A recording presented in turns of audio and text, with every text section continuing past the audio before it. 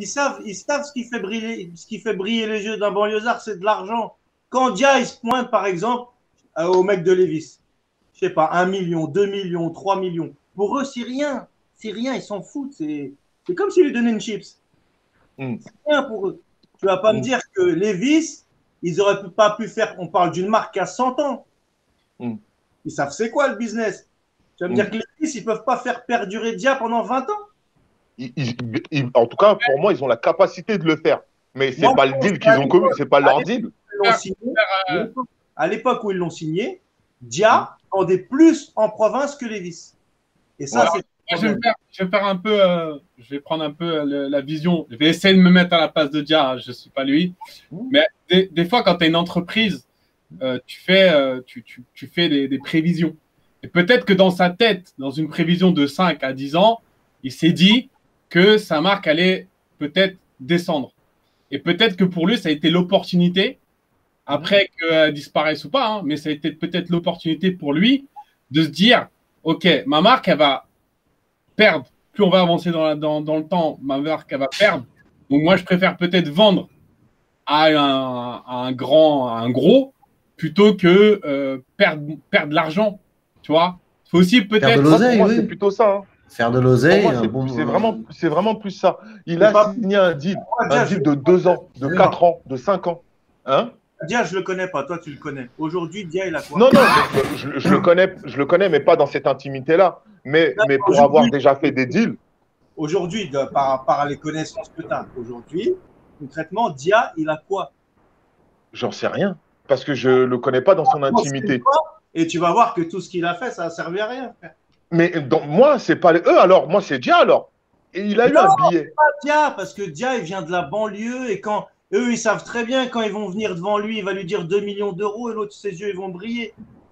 Ouais. Bah, alors, ça veut dire. Mais s'ils ne viennent pas, on dit, ouais, on ne vient pas investir sur nous. Si maintenant le mec il vient, il prend 1 million, donne-moi 1 million gros à 20 ans. Les gars, je te jure, tu ne me retrouves plus. En fait, il n'avait pas besoin. En fait, là, il est arrivé à un niveau où il n'avait pas besoin d'eux, en fait. Ils lui ont fait croire qu'ils ont besoin d'eux. Tu comprends ce que là, franchement, après, bon, le business du textile, c'est chaud, gros. C'est chaud. Non, mais il faudrait l'avoir. Il faudrait l'avoir pour y répondre. Je crois que je suis en contact avec lui sur Facebook. La mode, ça vient de la banlieue. Le sport, ça vient de la banlieue. La culture, ça vient de la banlieue. C'est eux qui ont besoin de nous. On n'a pas besoin de nous. Ouais. Royal Wear, grosse marque, ils sont où aujourd'hui?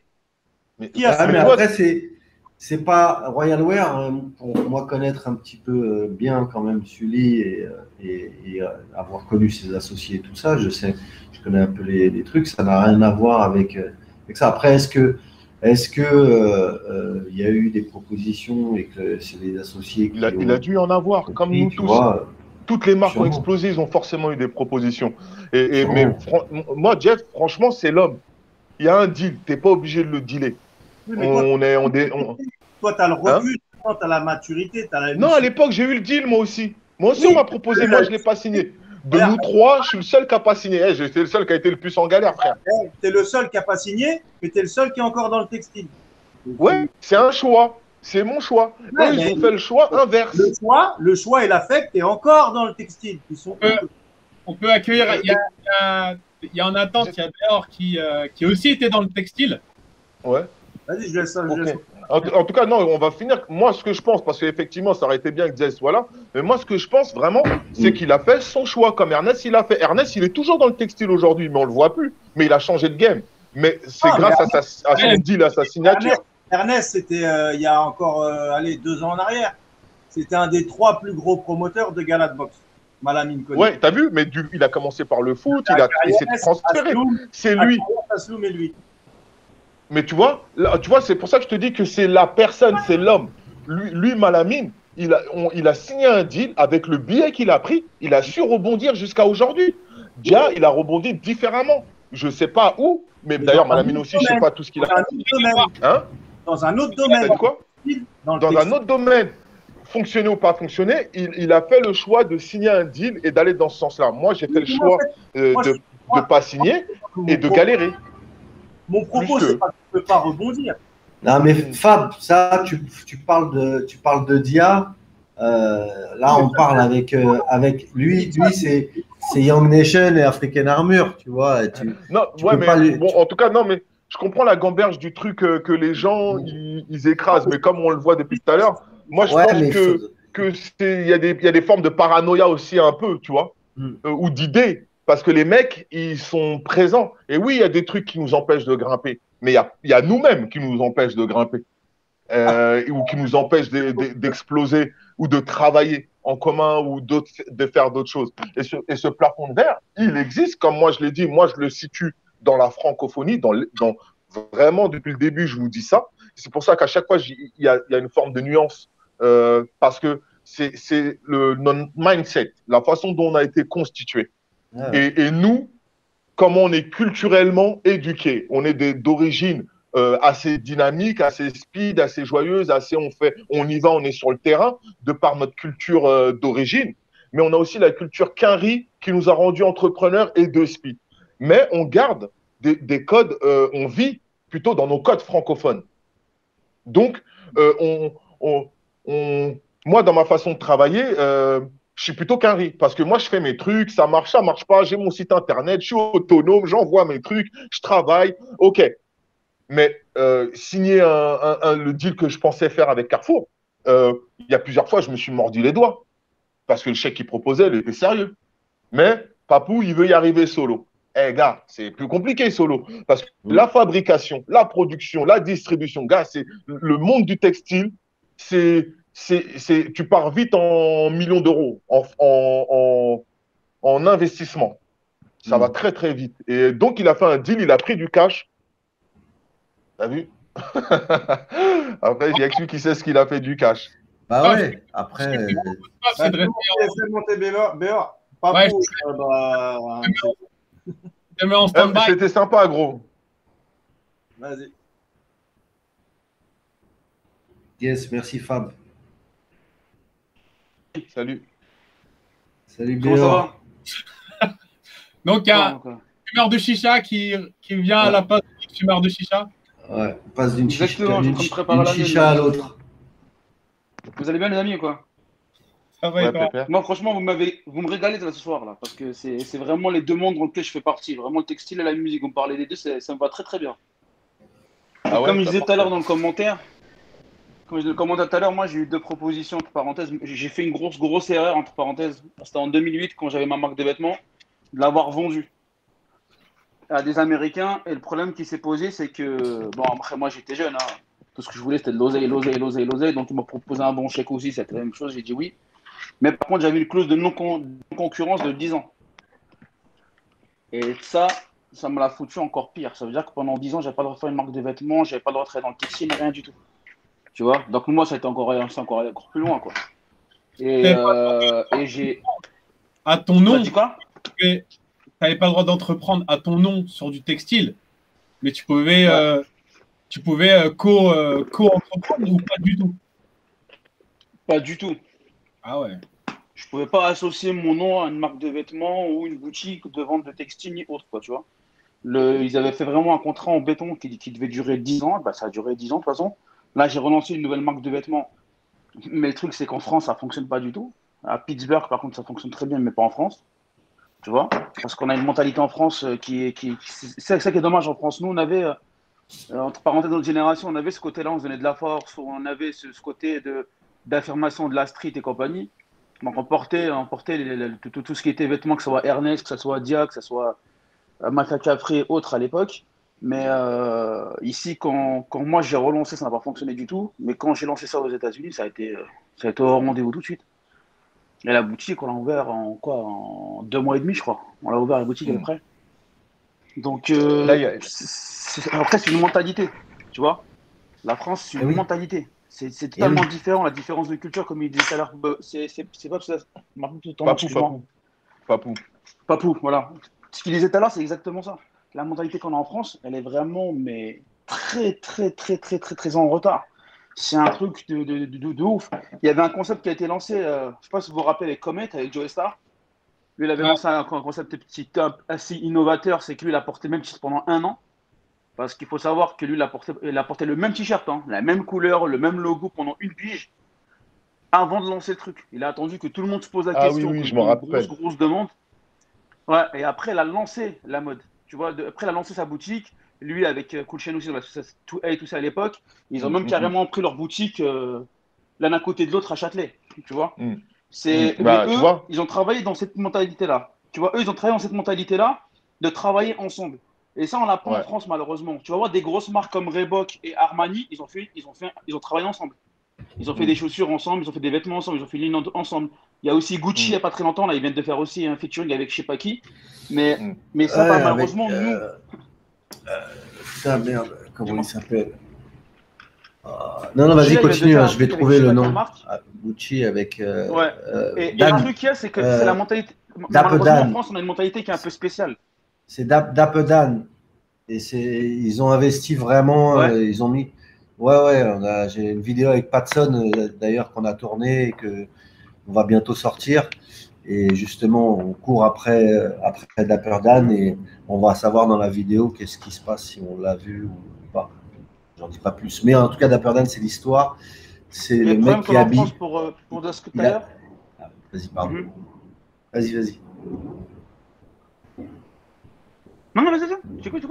Non, non. Vas-y, non, on parlera plus tard. Juste pour préciser Dapper Dan. Allô? Dapper Ah. Dan. Et en gros, ce qu'il y a, c'est que la mentalité qu'on a en France, le problème qu'on a avec cette mentalité-là, c'est quoi? C'est que moi, par exemple, quand je fais mes festivals, quand je fais mes événements, j'ai toujours mon stand un mois où je vends ma marque de vêtements un mois. D'accord? Et le truc qu'il y a, c'est que j'ai eu un petit jeune qui est venu il y a quoi, il y a à peu près, bon, c'était juste avant le confinement, bien sûr. Et il a une marque de vêtements aussi, il se lance dans le streetwear, il a fait un petit logo sympatoche, il a fait que les t-shirts, etc. Et tout. Il m'a dit, ouais, est-ce que tu peux me donner des coups de main ou me louer un tout petit stand, etc. Et tout. Je lui ai dit, non, vas-y, mets-les sur mon stand à moi, c'est pas grave. Et tu sais, il était choqué. Tu vois, il était choqué parce que moi, je suis pas dans ce délire-là de concurrence. Si tu veux, ta chance, tiens, pose-toi et mets-toi dessus. Pourquoi je vais te dire non, bicrave pas, non, prends un stand. Je sais pas que tu n'as pas les moyens de prendre un stand, mets-toi sur le mien, mets tes t-shirts. Si tu arrives à en vendre, bien pour toi. Tu vois? Mais cette modalité-là, malheureusement, on n'a pas en France. Comme disait Là, tout à l'heure, le problème, c'est qu'on n'a pas cette modalité qu'un riz, tu vois. tu vois, je vais rebondir Comme il vient de là. sur ce qu'il dit, tu vois. Déjà, regarde. Là, je vais commencer avec sa fin et on va remonter en arrière. Ce qu'il dit là, il laisse la place sur le stand. Gros, t'es en moyenne quel âge? Moi, Ouais, j'ai 36. 36. T'as vu, t'as des grands frères? De quoi? T'as un grand frère? T'as des grands avec toi? Non, c'est moi l'aîné. Non? Non, c'est moi l'aîné. C'est toi l'aîné? Tu vois, Il y a pas de grand. 36, t'as vu, Ouais, il y a pas de c'est grand. la plus petite tranche d'âge de tout ce que nous, on a pu faire, ce que je disais tout à l'heure. Tu vois, c'est la maturité d'aujourd'hui. Maintenant, le game, les mecs d'aujourd'hui, ils ont cette capacité-là, tu vois ce que je veux dire, à pouvoir transférer et laisser la chance aux autres. Parce qu'il y a cette construction-là. Il l'a vu, peut-être il l'a vu il y a 20 ans avec le truc des NTM, tu vois, c'est resté dans sa tête. Et quand il s'est construit, tu vois, les NTM, ils ont été hyper intelligents parce que c'est le même groupe. S'ils font deux boutiques ailleurs, eh ben, ils perdent de l'argent. C'est même pas une question d'amitié. S'ils se regroupent tous les deux moitiés d'NTM, deux boutiques l'une à côté de l'autre, c'est sûr. Peu importe. Déjà, les gens ils viennent pour NTM. Après, il viendra pour Joey ou pour Cool Chain. Mais dans les deux cas, ils gagnent et ils perdent pas de temps. Il n'y a pas Même de pour les métro à deux. prendre. T'as vu? Tu peux faire même les deux boutiques si tu veux. Donc, commercialement parlant, c'est vraiment ça. Pour les contrats, les deals, le contrat qu'il a eu, le deal qu'il a eu, il était interdit. Le contrat, tu l'as signé. Je veux dire, le contrat, tu l'as lu. Tu as amené un baveux ou tu as été comme ça? Non, j'ai été tout seul. J'étais vraiment dans une situation pas terrible, quoi. Je venais d'être nouveau daron.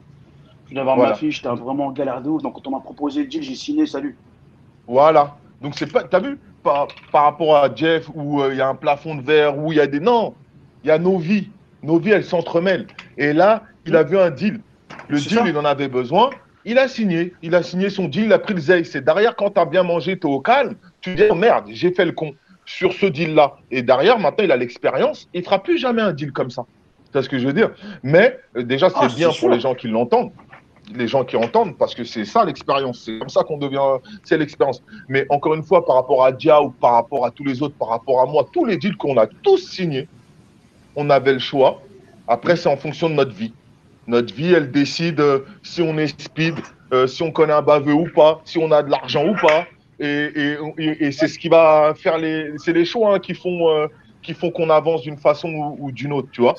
Après, sur ce qu'il a dit, tu vois, j'ai trouvé un partenaire là contre Jeff, il est parti. Sinon là, j'ai trouvé un partenaire là parce qu'il t'a vu, il complète vraiment tout ce que j'arrête pas de dire sur l'état d'esprit. Moi, je l'ai cité parce que j'ai beaucoup réfléchi et que j'ai 10 ans de plus que lui. Pas encore, mais presque. Hein, on va se calmer. Hein mais tu vois, comment on appelle ça? Tu vois, j'ai beaucoup réfléchi. Après, c'est ma nature. Donc, c'est pour ça que moi, j'ai le parcours que j'ai. Parce que les Français, ouais, les Français sont relous, les Français ils sont cons. C'est easy, ça. Ça, c'est facile. C'est pas ça. C'est plus compliqué que ça. Tu vois. C'est pour ça que j'aime le livre de Aimé Césaire, Le discours colonial. J'arrête pas d'en parler tout le temps parce qu'il explique hyper bien des choses. Il y a des trucs, il y a des gens, ils sont pas racistes et ils ont des comportements racistes. Tu vois. Et la mentalité française, elle est conçue comme ça depuis déjà 200 ans. Sauf qu'un mec comme lui, qui veut faire son business, il arrive avec sa mentalité quinri, plus sa mentalité de banlieusard, plus sa double culture. Il arrive avec 4 cultures dans sa tête et il dit qu'il va créer un truc. Et là, il se heurte en France, ça marche pas. Parce qu'ils ne savent pas soutenir, parce qu'ils ne savent pas ceci. Même moi, j'ai déjà dit ça. Et je le vis même sur certaines choses, tu vois, concrètement. Voilà, on le vit. Il y en a, ils vont te dire, vas-y, donne-moi, mes frères. Gros, donne ton billet. Cousin, fais avancer les machines aussi. C'est important, tu as vu. On doit tous y aller de l'avant.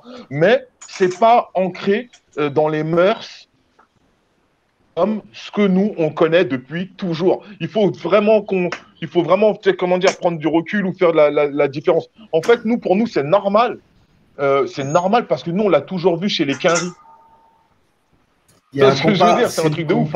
Le compas moral, j'en parle encore il n'y a pas longtemps, mais c'est le compas moral qu'il faut remettre parce que ça va remettre aussi, je pense, les gens, ça peut remettre les gens à jour à ce niveau-là. À voir que. Là, ça commence. Ça commence. Il y a plein de petites marques qui marchent aujourd'hui, qui sont, tu vois, les gens, ils vont aller parce que c'est une petite niche, parce que c'est un petit truc, et qu'ils arrivent à travailler et à fonctionner. Il y a l'histoire de la marque aussi qui compte, l'histoire du créateur, l'histoire de, tu vois, de tout ce qu'il y a derrière. Quand tu as créé African Armour, c'était au moment de Mafia Quinfri, il y avait tout ce qui se passait avec le groupe, même si c'est devenu une entité différente. À un moment, ça a fait partie de Mafia Quinfri quand même.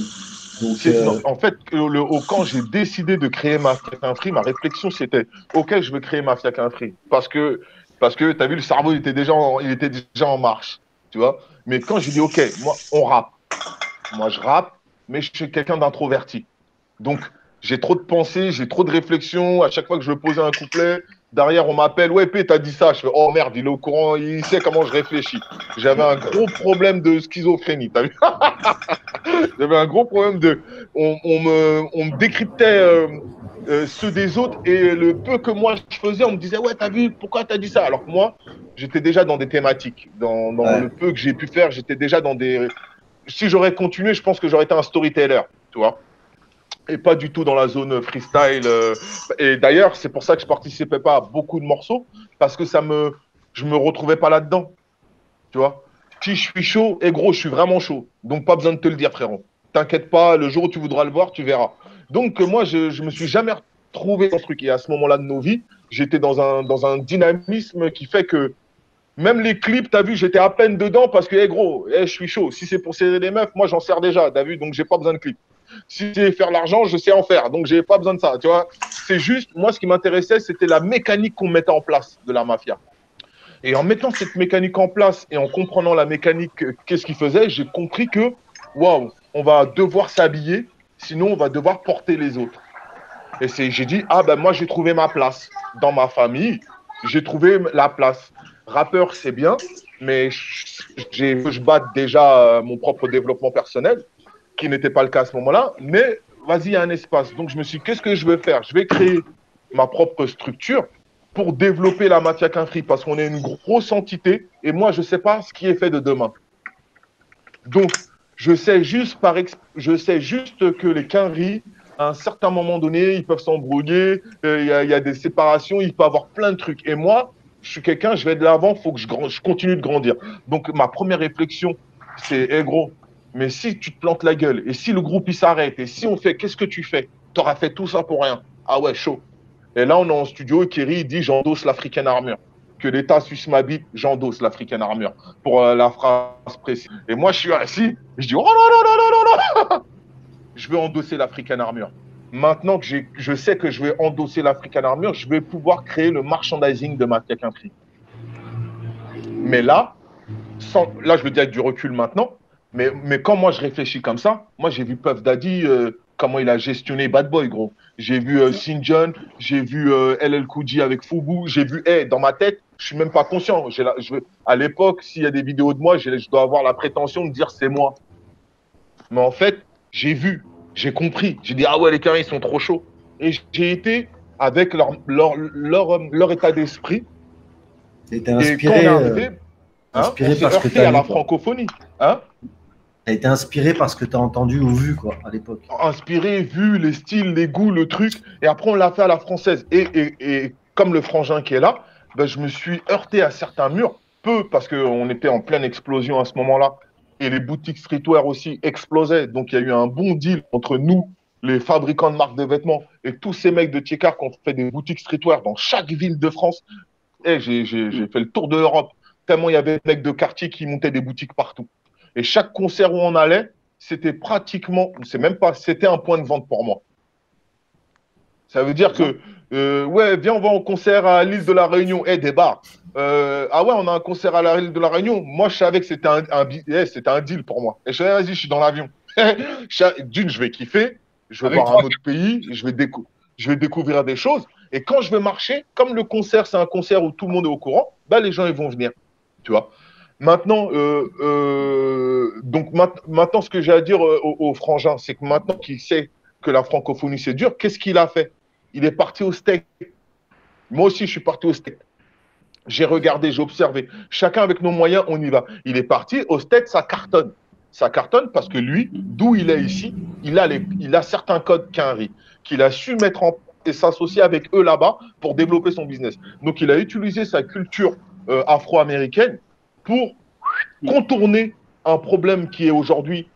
Nous, à notre époque, c'était un gros problème, hein, le problème français. Parce qu'on était en France, il n'y avait pas Internet comme aujourd'hui. Mais aujourd'hui, le problème de la France, c'est un petit problème, frère. C'est pas un gros problème. Ouais. Moi, je vais en Autriche, gros. Je vais en Finlande, frère. C'est pas, consommez pas à Marseille, c'est pas grave, gros. Je consomme en Angleterre, gros. Qu'est-ce qu'il y a? Tu vois, c'est devenu un petit problème. Et il l'a contourné facilement. Par Jeff, c'est ça que j'expliquais. C'est que, où toi, tu me disais, Papou, t'es positif. C'est ceux qui sont dans ce game. Ils sont comme moi. Je n'ai pas besoin de les représenter. Tu as vu, il est venu tout seul. Il a dit, ouais, j'ai fait ça, je me suis heurté, je suis parti au steak. Bah, c'est ce que je te disais différemment. Mais ça revient à ça. Il a contourné le queutru. Il a utilisé sa culture. Maintenant, il veut exploser en France. S'il veut revenir en France, bah, c'est de comprendre la culture de Molière. On va l'appeler comme ça ce soir. La culture de Molière. Comprendre les codes culturels. Et s'il comprend ces codes-là, il va dire, ah ouais, ok, maintenant que j'ai compris les codes, bah, je veux comprendre comment rentrer dans le game. Les codes sont compliqués. Moi, je suis encore en France et même moi, avec mon nom, j'ai des soucis. J'ai d'autres contacts qui font qu'on arrive à se développer. Mais c'est ça. Il a trouvé la solution. Il a contourné, il a été chez lui en vérité. Il a été dans sa culture. Après, les Quinry peuvent bien ou mal le recevoir, c'est un autre problème. Mais lui, il a été dans sa culture. Vas-y, envoie. Non, là-bas, j'ai été bien reçu. Après moi, personnellement, ce que je pense, encore plus profond que ce que tu dis. Aujourd'hui, pour venir en France et pour pouvoir travailler et développer un business, il faut que tu t'acoquines avec des gens qui vont te ouvrir certaines portes, ils vont te les fermer. Ou sinon, il faut que tu suives, entre parenthèses, la mentalité française et que tu ne sois pas une sorte d'anarchiste, tu vois. Moi, je suis quelqu'un, je suis quelqu'un que je parle un peu trop franchement.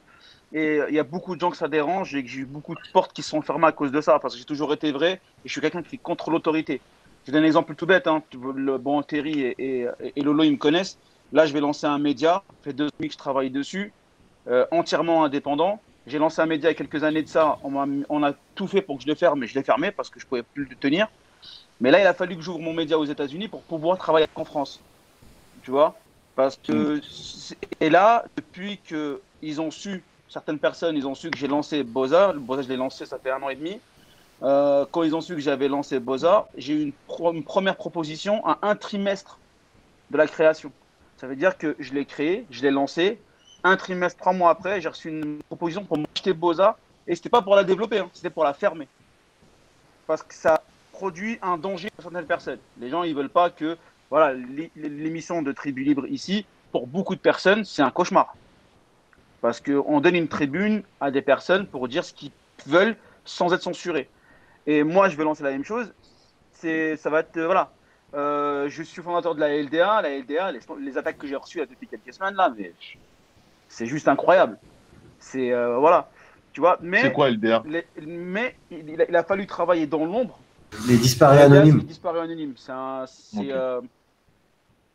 C'est un mouvement que j'ai créé en janvier 2019 et on cherche des enfants disparus qui ne sont pas cherchés par la police, qui ne sont pas cherchés par l'État, etc. Quoi. En gros, les oubliés de la République et qui sont beaucoup issus de l'immigration, on va dire, et à qui on ne fait pas attention, tu vois. Et ce mouvement-là, c'est la même chose. Je suis attaqué de partout. Là, j'ai travaillé dans l'ombre et plein de trucs qui arrivent, mais je suis obligé de me taire et de ne pas parler parce que les gens, ils te mettent des bâtons dans partout. Et moi, aujourd'hui, je me sens même plus citoyen dans ce pays, malheureusement. Si j'ai ouvert la société aux États-Unis, c'est que mon projet, c'est de partir là-bas et de marcher là-bas définitivement. D'ailleurs, t'as vu, c'est mon projet à moi aussi. On va mettre la marque. C'est quoi ta marque d'ailleurs? Ma marque, c'est Xanx. Le t-shirt que tu portes, il a l'air super lourd. X. Attends, tu m'as dit quoi? Celui-là, ouais. Oh, il a l'air lourd là. Il a l'air très très lourd. Mais ça fait 13 ans que je l'ai, celui-là. Le savoir est une arme, non? Le savoir. C'est ça qui est écrit, le savoir est une arme. Besoin de révolution. Ah. Ouais, il est super lourd. X. Ça fait 13 piges que je l'ai. X, c'est un X. En gros, c'est en chiffre romain, ça veut dire 99, ça veut dire étranger. Ah, d'accord. Ça veut dire étranger. Parce que chaque fois que moi, je vais remplir des papiers, on me demande le département de naissance pour que je mette 99. Je dis, on va partir là-dessus. Donc voilà d'où ça vient, à la base. Alors, on va refaire un autre tour sur les commentaires. Salut Cindy qui te met que Manuquet a écrit un livre. Elle te pose la question, qu'en penses-tu? L'as-tu lu? Non, je ne l'ai pas encore lu parce que je pensais le recevoir, donc j'ai un peu boudé. Et là, du coup, je vais aller lui donner mon billet là, à cet enfoiré d'élé. Je voulais qu'il me l'offre, t'as vu, pour être bien. Et après, j'allais aller acheter le second, tu vois. Mais là, j'attends trop, donc je vais aller le chercher pour le lire comme tout le monde. C'est un petit peu la mode, là. C'est tous les rappeurs qui le font, ça. Quoi? Il y a plein de rappeurs qui le font, ça, écrire des livres. Hein. Même Alibi Montana, il vient de sortir son livre. C'est pas une question de. Pour moi, c'est pas la mode, c'est juste la maturité. Moi aussi, je vais sortir mon livre, les gars. Moi aussi, ça y est, c'est décidé. Je pense que c'est très juste ce que tu dis. Je pense que c'est ça, c'est la maturité. C'est un moment aussi, tu as besoin d'exprimer ton vécu. C'est la suite, mec. C'est la suite. Ils ont des gros bagages. Ils ont quand même un bon parcours. Ils ont fait des hauts et des bas. Et justement, c'est de la transmission. C'est un truc qui va être posé. Tu veux le lire, tu le lis. Tu vas apprendre des choses sur sa vision de la vie, de ce qu'il a pu faire. Et c'est une expérience. Nous, on lit. Moi, j'ai lu le livre de Phil Knight, de Nike. Tu vois, j'ai lu le Mac Tyson. Les petits là, ils se diront ouais, je vais lire un Manuquet ou je vais lire n'importe qui, un Poscan. Nous tous. Demain, toi, dans 10 ans, tu l'as lu celui de Tupac ou pas? Je suis parti m'installer au States. Tu l'as lu celui de Tupac? J'ai pas compris. Non, j'ai pas lu. Tu l'as lu le livre de Tupac ou pas? Non. Celui de Tupac, moi, j'ai la vérité. Tu sais, moi, ma mentalité américaine et ma mentalité, entre parenthèses, d'entrepreneuriat, c'est grâce à ce livre-là que ça s'est déclenché. Ok. Il t'explique des choses qui sont juste extraordinaires. Il t'explique vraiment Mais par contre, il est pas en français, il faut que tu le fasses traduire. Mais franchement, si tu arrives à te le procurer, après, si tu parles anglais, c'est encore mieux. Mais c'est. Non, je suis pas si bilingue, tu peux te le mais procurer, on va se franchement, débrouiller. vas-y. Ouais, mais franchement, Ouais, vas-y, parce merci. que franchement, le livre de Tupac, c'est. Voilà. Pour moi, ça Il y en a qu'un sur lui? Il y a qu'un livre sur Tupac? Ouais, bah il a écrit un. Non, non, c'est lui qui l'a écrit. Hein. Ah, c'est son livre, ouais, il n'y en a que un. Il n'y a pas plusieurs tirages Il y en d'exemplaires a un seul, il s'appelle différents. Thug Life. Non, non, non, non, Thug non. Life. Ok, Le vas-y. livre s'appelle Thug Life, c'est son livre à lui. C'est son livre à lui. Et bien Ouais, sûr, je les vais mecs, checker, ne vous inquiétez pas, je vous checker enverrai ça. le mien. Il sera affilié dans 6 mois normalement. Vas-y, lourd. Merci pour la référence. Bah voilà, là, il y a encore une transmission, il y a Le mien, il encore un sera nouveau affilié bouquin dans à 6 lire. semaines. Dans 6 mois. Hmm. Ah, mais c'est bien. Donc non, pour répondre à la question, c'est de la maturité. Hein. Ils ont la maturité nécessaire pour pouvoir écrire leurs pensées et une trace de leur vision des choses. Et d'ailleurs, en France, il en manquait beaucoup. Si les rappeurs au-dessus, les autres, Destroyman, les mecs qu'on a des noms qu'on a entendus, que je connaissais pas, mais qui étaient loin, ils avaient écrit des choses, on aurait peut-être nous aussi pu lire des bêtes de choses sur les gangs d'époque, qu'est-ce qu'il y a à Ramtez, c'était... Nous, on est juste la génération en dessous, t'as vu? Mais d'ailleurs, bon, aujourd'hui, il y a des choses qui ont été faites, mais s'ils avaient écrit à leur époque, au moment où ils étaient encore bien dedans, je suis sûr qu'on aurait eu des histoires incroyables. mais Les d'ailleurs, gangs, il n'a pas écrit un les livre. gangs, tout ça. Joe Dalton, il n'a pas Il écrit y a un eu livre. des choses qui sont sorties après, des documentaires plutôt. Mais si Ouais. certains membres avaient écrit au moment où, juste quelques années après, le vécu, parce que là, les petits, là, tu leur dis ce qui se passait à Gare du Nord il y a 10 piges, ils y croient pas. Hein. Ils te disent, mais tu rigoles ou quoi? Vous êtes des mythos. D'ailleurs, je suis sûr que tous les jeunes, quand tu dis, hey, avant c'était plus chaud, ils se disent, mais c'est des ouf. Eux. Ils s'imaginent même pas. Quand on prenait le métro, c'était sérieux. C'était sérieux. C'était très sérieux quand il fallait aller dans la banlieue nord. Et quand les Nord, c'était très sérieux, les gars. On pouvait pas y aller à deux. Quand il fallait chercher une meuf dans telle cité, on allait en équipe. Donc, tu vois, il y a des gens, ils auraient pu écrire des choses qui auraient servi aujourd'hui à différentes personnes. Donc, eux, ils écrivent aujourd'hui, peut-être pour ceux de demain, mais on verra bien en fonction du contenu. Mais j'ai pas encore lu pour répondre à la question, mais je vais le lire. Et tous les mecs du game que je connais ou pas et que leurs histoires elles sont intéressantes, bah, je vais au moins jeter mon coup d'œil. Je vais au moins m'intéresser. Parce que c'est comme ça qu'on donne de la force entre nous. Et c'est comme ça qu'on va arriver à créer un écosystème. Parce que justement, les plus jeunes, ils vont être capables de voir qu'il y a des gens qui arrivent à travailler ensemble. Maintenant, c'est utopique de penser qu'on peut tous travailler ensemble. On ne peut pas. Dalton, cœur de quoi? Il y a bien une biographie sur Joe Dalton. Moi, je pense que écrit par lui. T'as dit quoi? Il y a bien une biographie sur Joe Dalton, mais ça n'a pas été écrit par lui. Je pense que lui, il a, voilà, il a parlé. Non, mais c'est les personnages, c'est des personnages qui. C'est clair que s'il y a un livre ou s'il y a une biographie au moins qui est faite et qu'ils y participent, surtout, ça sera demain, ça peut laisser des traces, ça peut et que ce soit des trucs qui soient passés positifs ou négatifs, mais il faut parler même des choses dures qui se sont passées parce que ça permet demain, s'il y a de la même situation pour quelqu'un, ça peut, comme il disait Papou, ça peut servir. Mais d'ailleurs, t'as vu au State le Iceberg Slim, moi je l'ai connu grâce à Nas. Tu vois, grâce à Jay-Z. Toi, Jay-Z, toi, il y a des mecs qui écrivaient et eux, ils s'intéressaient à ces mecs qui écrivaient des trucs ou qui ont écrit des trucs et ils se sont aussi inspirés de ça, tu vois. Et au contraire, eux, ils en font une force. Et les problématiques que le frangin a eues et que moi, on a pu avoir, d'ailleurs qu'on a pu tous avoir, c'est cette problématique de culturellement passer ce cap de réseauter entre nous. Parce que au States, ils apprennent à réseauter. J'exagère parce que moi, j'ai vu ça que dans les films. Hein, donc, je vais inventer. Posca, tu me contredis si c'est le cas. Mais tu as vu que quand tu rentres dans les écoles, moi, mon analyse des trucs, quand tu vas dans les universités, tu as alpha, bêta, ils te créent des écuries, des groupes. Tiens, les fraternités.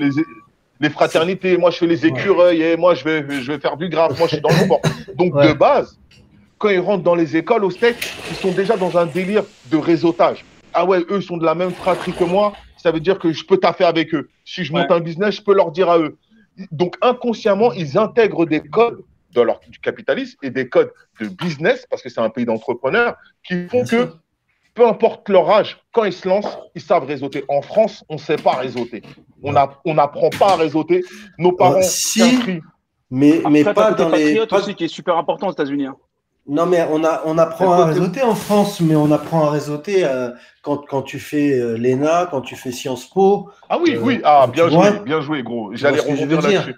À part dans les grandes écoles, eux, on apprend à réseauter, mais nous, dans les écoles basiques, classiques de la République, on ne nous Non. éduque pas à Non. l'entrepreneuriat. On nous éduque Ouais. à travailler.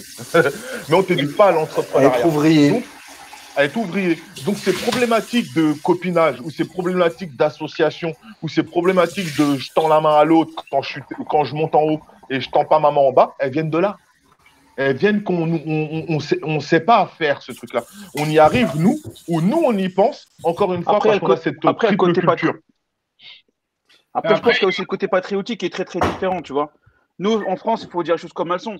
Les personnes qui sont issues de ce qu'ils appellent le tiers-monde, entre parenthèses, moi je l'appelle pas comme ça, mais ce qu'on appelle de l'immigration, ici, ils sont vraiment très rabaissés. Aux États-Unis, même s'ils sont issus d'autres pays dans le monde, ils sont très patriotes, tu vois. Ils sont très patriotes. C'est ce que je kiffe, moi, aux États-Unis, hein, c'est le côté patriotique. Les mecs, Mais tu peux gars, faire ce que tu ça veux, du encore moment une que tu fois, les mets gros, entre eux, c'est énorme. mais gros, ça encore une fois, c'est de la culture. C'est leur culture, mais c'est de la culture. C'est Sur ça. toutes les maisons américaines, tu vois le drapeau. Tu sais, ça se travaille, ces trucs-là. Et après aussi, ils ont, là, il y a je sais pas, ils vont laisser de l'espace même si en vérité, c'est des grands sera de fous, mais ils vont laisser des trucs pour que les communautés puissent faire leur business et des trucs ça. Parce que ils se sont excusés sur certaines choses.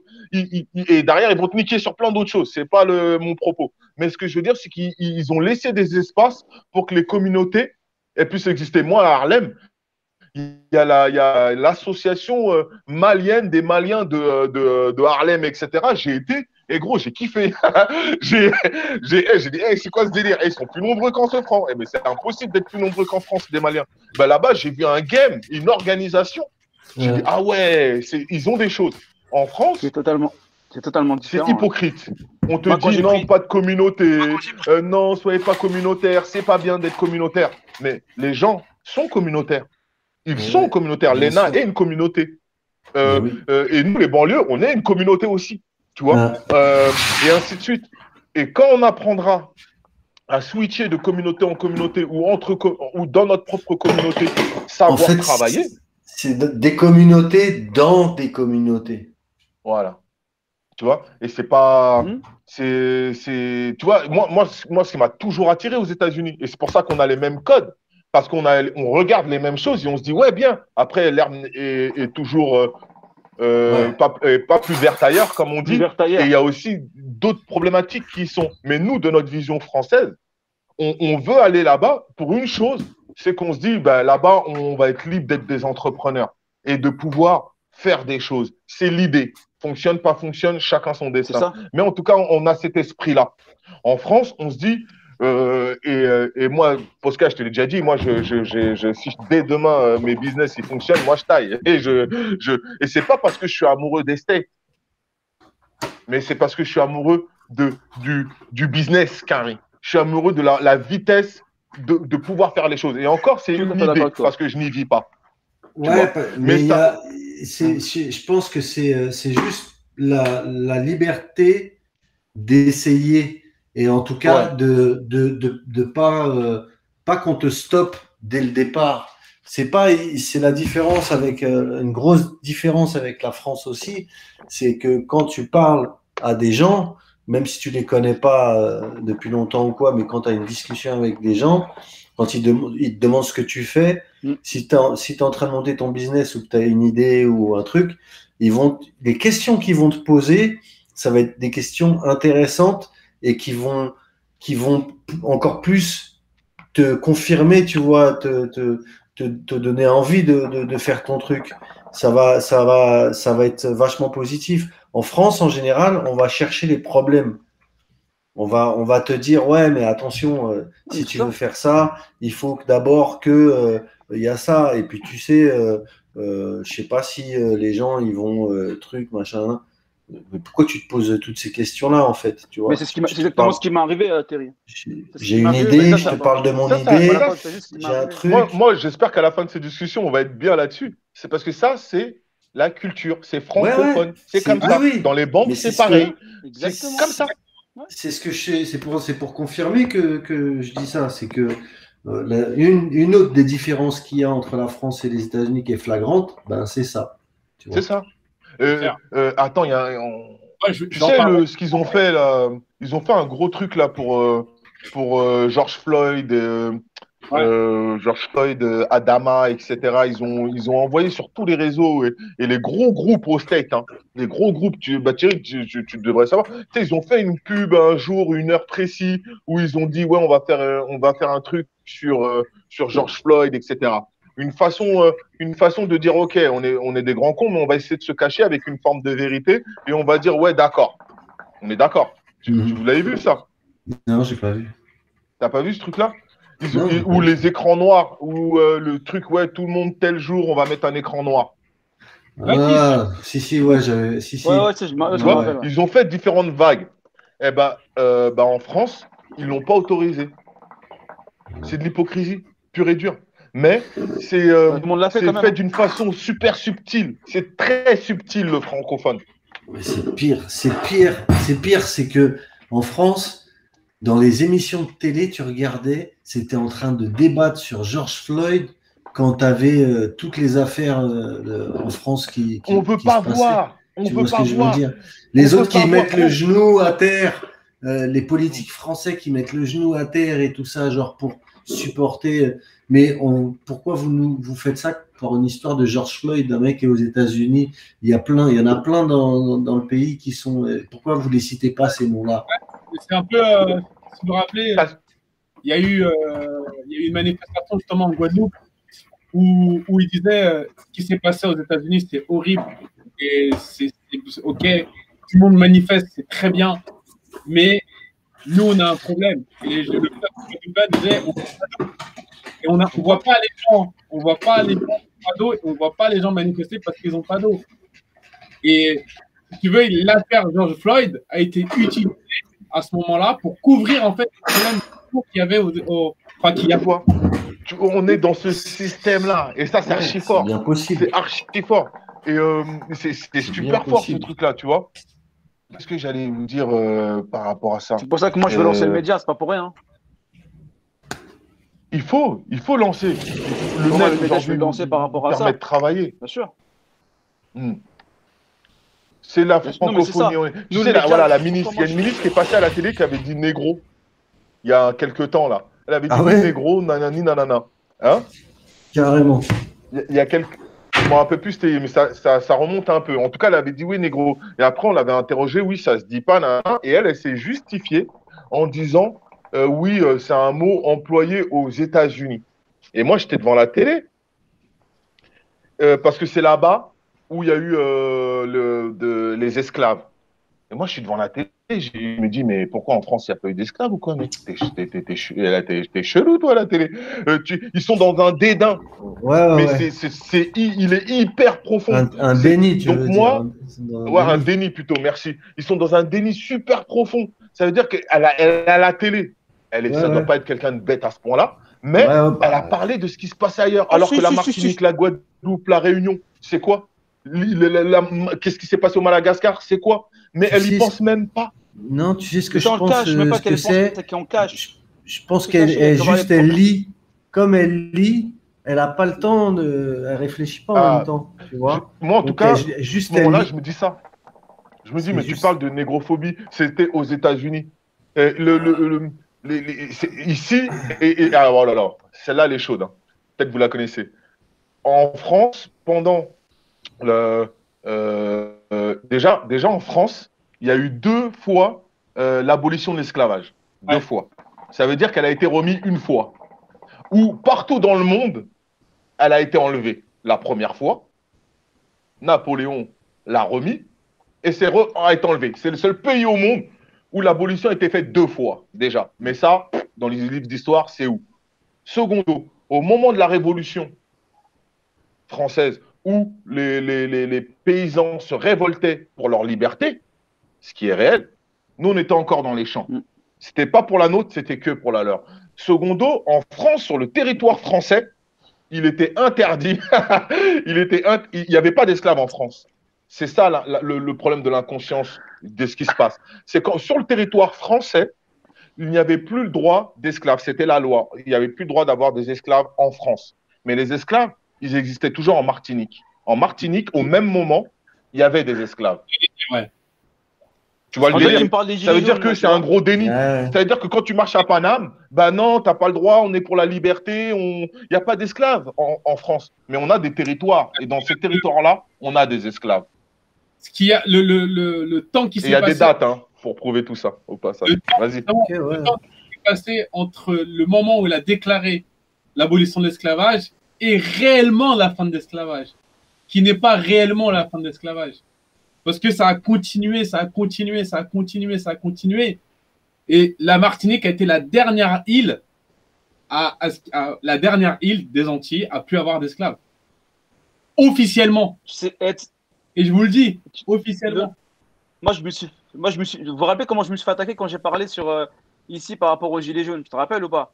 Quand on m'avait invité sur un débat, sur une émission en disant oui, pourquoi la banlieue elle bouge pas? Parce que moi, comme j'avais des gens qui me suivaient, pourquoi toi tu bouges pas? Pourquoi tu te mets pas les Gilets jaunes? Je leur ai dit quoi? Comment ça? Ça fait 30 piges, 40 piges qu'on souffre dans la banlieue. Personne n'a bougé pour nous à ce moment-là. Et là, maintenant qu'il y a les Gilets jaunes, il faut que la banlieue elle vienne pour servir de chair à canon. Mais c'est même pas en rêve. Je ne bouge pas. Et moi, je me fais attaquer par rapport à ça.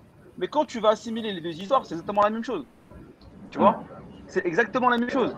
À l'époque, quand on avait l'histoire avec les paysans, l'esclavage il était encore en cours.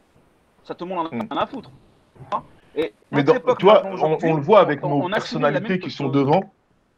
Nos personnalités qui sont devant, qui se battent avec nos noms, comme pour moi la plus importante, c'est quelqu'un comme Rokhaya Diallo qui va se battre dans les médias pour défendre des valeurs ou pas, on aime, on n'aime pas, elle est là, elle se défend.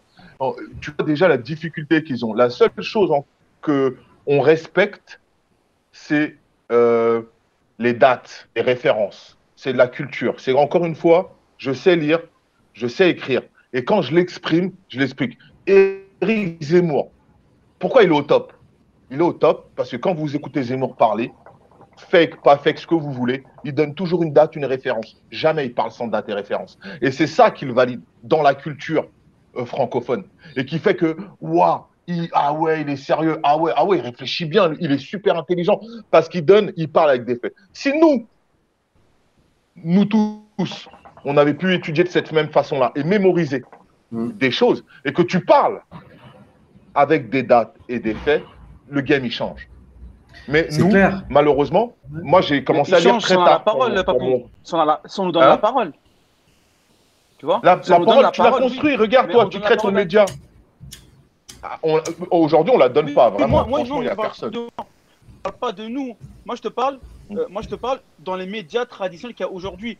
Aujourd'hui, que ce soit les musulmans, que ce soit les blacks, que ce soit les autres, ils sont toujours représentés par des personnes, entre parenthèses, c'est des abrutis. Il faut dire les choses comme elles sont. Roca, d'accord, okay, c'est une exception, entre parenthèses, mais c'est toujours des abrutis. Moi, des fois quand j'entends des débats à la télé, comment j'ai envie d'entrer dans la télévision et taper tout le monde. Pourquoi? Parce qu'on n'invite pas les bonnes personnes. Ouais. L'argumentaire ne serait pas le même si moi je suis sur un. Voilà, on n'a pas les mêmes bonnes personnes. Un exemple tout bête, hier, il y a un top tweet hier sur Booba qui a fait un ravage sur Twitter. Pourquoi? Parce qu'il a dit la France c'est une dictature. Il l'a dit comme ça. Aujourd'hui, tu prends un artiste comme lui qui dit ça, c'est un truc de taré. Parce que Booba, il faut dire les choses comme elles sont. À la base, j'appréciais pas le personnage en lui-même, mais j'apprécie le parcours. Aujourd'hui, c'est un mec qui est. Personne ne peut dire quoi que ce soit sur lui, sur sa carrière musicale. Hier, il débarque dans un truc avec plus de 2 millions de téléspectateurs. Il leur dit non, la France, c'est pas une démocratie, c'est une dictature. Qui est parti lui parler contre lui? Personne. Sur le plateau, en voilà un qui a des couilles. C'est comme il y avait l'autre, je sais pas, Messia ou Méchoua. Tu l'as viré au bout de 40 secondes. Il a dit et que ouais, il tapait sur le truc, vas-y, dégage. Ouais. Mais voilà. Après, il a dit non, mais il fait plus partie du Front National. Il a dit écoute, Front National un jour, Front National toujours. Il a dit la bonne phrase. Il l'a placé. Parce que ce mec-là, pourquoi? Là, ce que je kiffe avec lui, c'est que pour moi, c'est un exemple de comportement. Il a fait quoi? Il est en France, il est français, il s'est expatrié, il est parti aux États-Unis, il a déménagé là-bas, il vit là-bas, il gère son business là-bas. Mais en plus, il dit merde à tout le monde.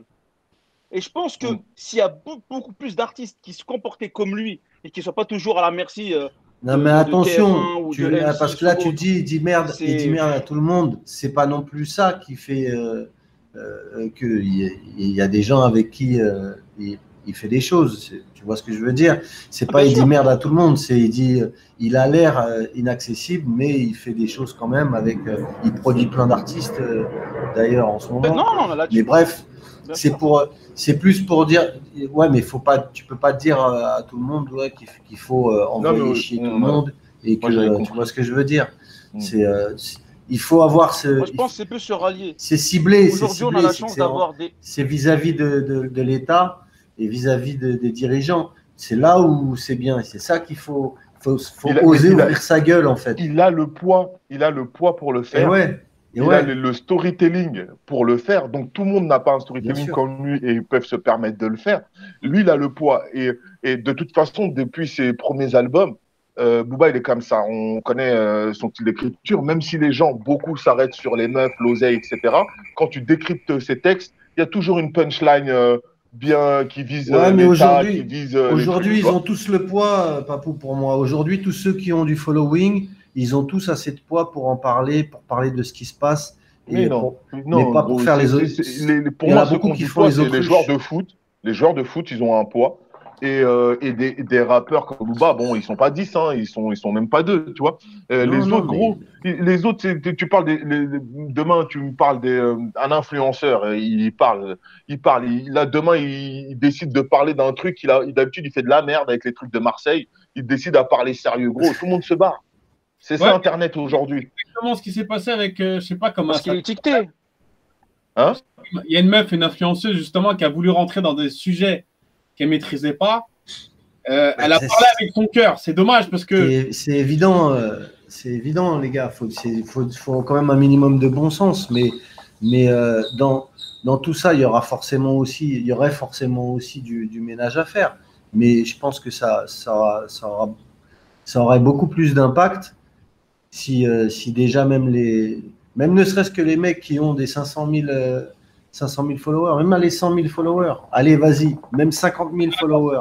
Mais tu as 50 000 followers, fais en sorte que, tu vois, y a des choses qui se mettent en place où des gens ils peuvent venir s'exprimer ou alors partager la visibilité, tu vois ce que je veux dire? C'est plus dans ce sens-là et essayer d'arriver à d'attirer les gens vers le haut. Mais tu sais, c'est l'histoire, hein. C'est l'histoire, gros. Hein. Ça a toujours été le cas, mais tu vois, Tupac et Biggie, c'est l'histoire. Tupac, il était politicien. Tupac, il voulait tirer les gens vers le haut. Tupac, il a voulu faire plein de choses avec son côté hardcore, ce qu'on veut. Et Biggie, gros, il en avait rien à foutre. Il voulait du flow, du rap et faire de l'oseille.